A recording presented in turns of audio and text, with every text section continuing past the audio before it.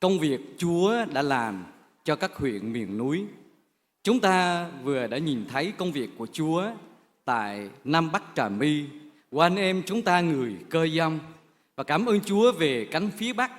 Chúa cũng cho các huyện Đông Giang, Nam Giang, Tây Giang và Đại Lộc có anh em chúng ta người Cơ Tu.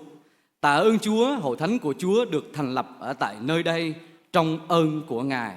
Xin hội đồng cầu nguyện cho cộng đồng người sắc tộc Cơ Tu tại tỉnh Quảng Nam, miền núi Đông Giang, Nam Giang, Tây Giang và Đại Lộc, để quý tô con của Chúa ở đây sống trong ơn của Chúa và tiếp tục rao báo phúc âm cho hơn 74.000 người chưa biết về Chúa Cứu Thế Giêsu còn sống ở trên dải đất này.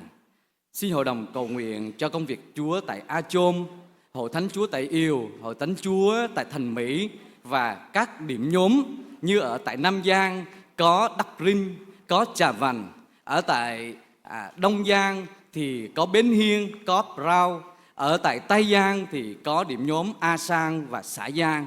Cho nên cầu nguyện xin Chúa ban ơn để qua các nơi này anh em chúng ta có nơi nhóm lại ổn định và công việc nhà Chúa tiếp tục được mở mang và phát triển trong ơn của Chúa. Và thì giờ này, hội thánh của Chúa khu vực Ca Tu sẽ tôn vinh Chúa qua bài biệt thánh ca Sống với sứ mạng.